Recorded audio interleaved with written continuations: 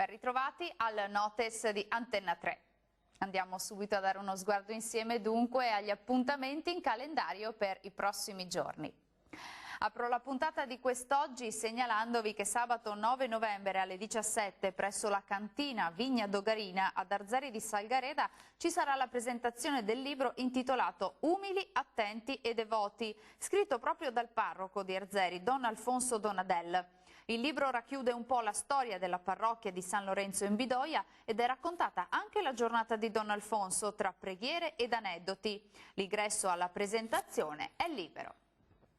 E domenica 10 novembre nella splendida cornice del centro storico di Feltre si svolge la Fiera dell'Oggetto Ritrovato, una mostra a mercato in cui si vendono e si scambiano oggetti usati e di antiquariato con la finalità di favorire e promuovere la cultura del riuso, del riciclo, del restauro degli oggetti in una prospettiva di sostenibilità ambientale, sociale ed economica.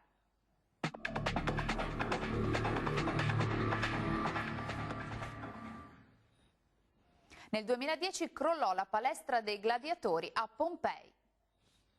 All'origine del crollo ci sarebbero delle infiltrazioni d'acqua. Davanti ai tecnici della soprintendenza si para uno spettacolo desolante, infatti non restava che un cumulo di macerie. Quello che appare al momento come uno spiacevole episodio, nelle settimane successive si configura come il primo grave campanello d'allarme sullo stato di precarietà dell'area archeologica più visitata al mondo.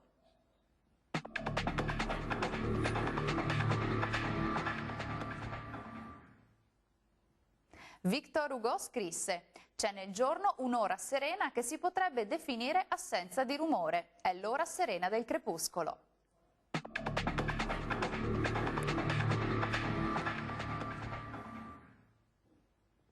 Oggi la curiosità del territorio ci porta a Fonzaso, in provincia di Belluno.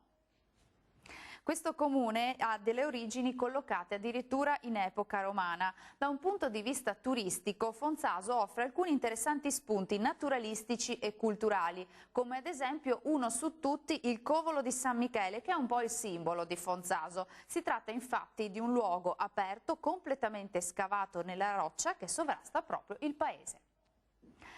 Bene, dal Notes di Antenna 3 per ora è tutto, vi do appuntamento alla prossima puntata, arrivederci.